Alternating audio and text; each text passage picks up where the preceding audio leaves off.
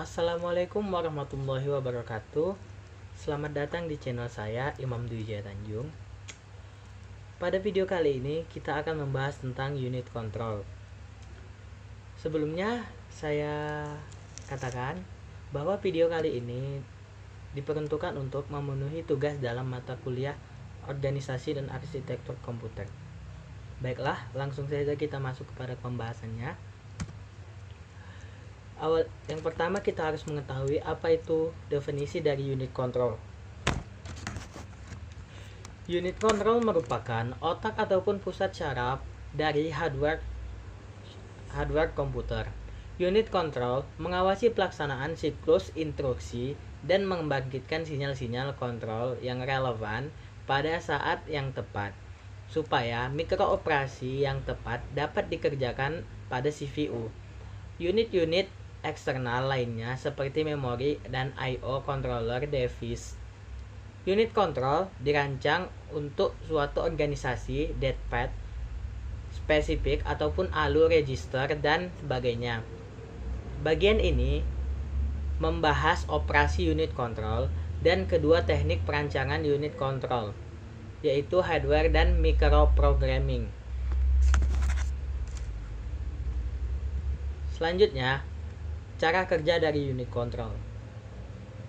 Ketika sebuah komputer pertama kali diaktifkan powernya, maka komputer tersebut akan menjalankan operasi bootstrap. Operasi ini akan membaca sebuah instruksi dari suatu lokasi memori yang telah diketahui sebelumnya dan mentransfer instruksi tersebut ke kontrol unit untuk dieksekusi. Instruksi-instruksi dibaca dari memori dan dieksekusi sesuai dengan urutan penyimpanannya. Program counter dari suatu komputer menyediakan suatu cara untuk menyimpan lokasi instruksi berikutnya.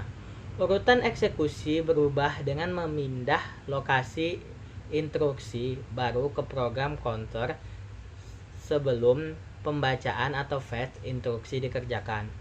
Sebuah instruksi merupakan kalimat imperatif pendek yang sudah dapat menjelaskan makna dari perintah tersebut.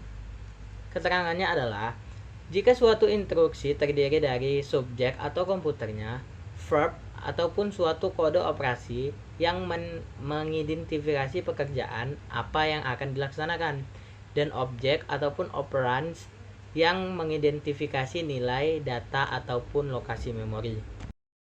Selanjutnya adalah fungsi dari control unit. Unit control bertanggung jawab pada pengorganisasian aktivitas dalam komputer, memberikan gambaran terhadap keseluruhan fungsi ataupun peranan dari unit control. Sinyal-sinyal kontrol disampaikan oleh unit control untuk mencapai hardware logic dalam prosesor dan unit-unit eksternal lainnya. Sinyal-sinyal yang memulai operasi-operasi dalam komputer, mikroproses dilaksanakan bila sinyal kontrol yang relevan mengaktifkan titik-titik kontrol. Memori utama dikontrol oleh sebuah sinyal kontrol. Memori read dan memori write, semua pengontrol I/O menerima sinyal kontrol yang terbanyak. Fungsi unit control secara keseluruhan, yang pertama adalah mengambil ataupun membaca instruksi. Yang kedua, mendekode ataupun interpretasi upkode dan mode pengalamatan. Yang ketiga adalah membangkitkan sinyal kontrol yang diperlukan sesuai dengan instruksi ataupun opkode dan mode pengalamatan dalam urutan waktu yang tepat agar mikroproses yang relevan dikerjakan kembali ke langkah untuk instruksi selanjutnya. Selanjutnya adalah microprocessor. Definisi dari microprocessor adalah merupakan operasi atomik dari CPU ataupun atomic operation of CPU. Microoperation adalah kerja atau eksekusi terhadap data yang tersimpan pada register dan merupakan cara kerjanya dalam satu pulsa atau pulsa clock. Atau pengertian lainnya adalah microoperation adalah suatu operasi mikro di mana suatu komputer menjalankan suatu program dan melakukan siklus proses memasukkan dan mengambil data atau melakukan eksekusi ataupun fetch executing cycle. Hasil dari operasi ini dapat menggantikan isi dari informasi biner terdahulu di dalam register atau dipindahkan ke register lain. Adapun bagian-bagian dari microoperation adalah sebagai berikut. Yang pertama adalah mendefinisikan elemen dasar prosesor. Yang kedua, mendeskripsikan operasi mikro yang harus dilakukan prosesor. Yang ketiga adalah menentukan fungsi kontrol unit yang harus dilakukan oleh prosesor. Selanjutnya adalah jenis-jenis dari sinyal kontrol. Yang pertama adalah clock, yaitu suatu instruksi operasi mikro procyclus clock. Yang kedua adalah instruction register ataupun operan setiap instruksi dan menentukan instruksi mikro yang akan dilakukan. Yang selanjutnya adalah task, yaitu menunjukkan status CPU dan hasil dari operasi sebelumnya pada bus kendali ataupun interupsi dan sinyal acumen pada output dan dalam CPU ataupun pergerakan data dan mengaktifkan fungsi tertentu. Selanjutnya adalah melalui bus kendali ataupun ke memori dan ke.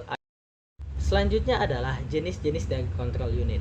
Yang pertama adalah control unit microprogrammer, yaitu untuk menggenerasi sinyal kontrol dengan cara membaca dan mengeluarkan atau mengalirkan mikroinstruksi. Yang kedua adalah control unit konvensional, yaitu untuk menggenerasi sinyal kontrol digunakan pada komputer berkinerja tinggi seperti superkomputer dan RISC. Komputer mainframe sering menggunakan untuk aritmatik, logika dan shift sederhana dan instruksi akses memori. Yang selanjutnya adalah CU konvensional yang menghasilkan suatu rangkaian mikroinstruksi. Lalu perbedaannya dengan CU microprogrammer terletak pada gerbang logikanya, menggenerasi semua microorder sehingga eksekusinya lebih cepat. Selanjutnya adalah control unit microprogrammer. Yang pertama adalah instruction register, yaitu menyimpan instruksi register mesin yang dijalankan. Yang kedua adalah control store berisi microprogrammer, yaitu untuk semua instruksi mesin, untuk startup mesin, untuk mempresesan interrupt.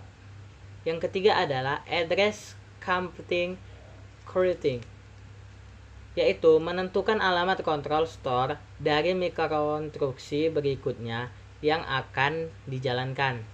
Yang keempat adalah microprogrammer counter, yaitu menyimpan alamat mikroinstruksi berikutnya. Yang kelima adalah microinstruction buffer, yaitu menyimpan mikroinstruksi tersebut selama dieksekusi. Yang keenam adalah mikroinstruksi decoder, yaitu menghasilkan dan mengeluarkan mikroorder yang didasarkan pada mikroinstruksi dan opkode instruksi yang akan dijalankan. Selanjutnya adalah input dan output control unit.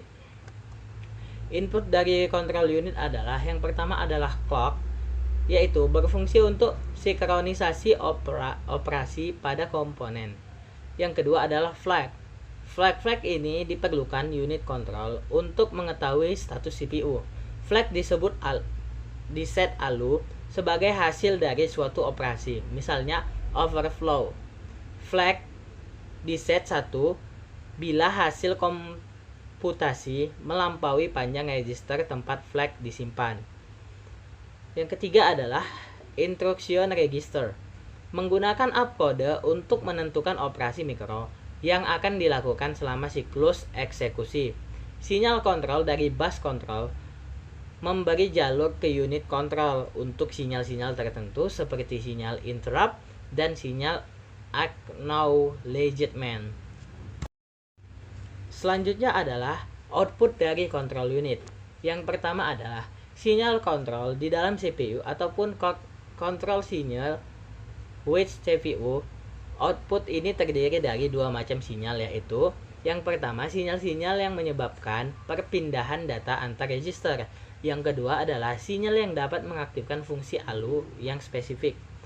Yang kedua adalah sinyal kontrol dari bus control ataupun control signal to control bus. Sinyal ini terdiri dari dua jenis, yaitu yang pertama adalah sinyal kontrol bagi memori, yang kedua adalah sinyal kontrol bagi modul-modul I/O. Alhamdulillah, mungkin hanya sampai sini video kita kali ini. Lebih dan kurangnya saya mohon maaf. Billahi taufiq wal hidayah. Wassalamualaikum warahmatullahi wabarakatuh.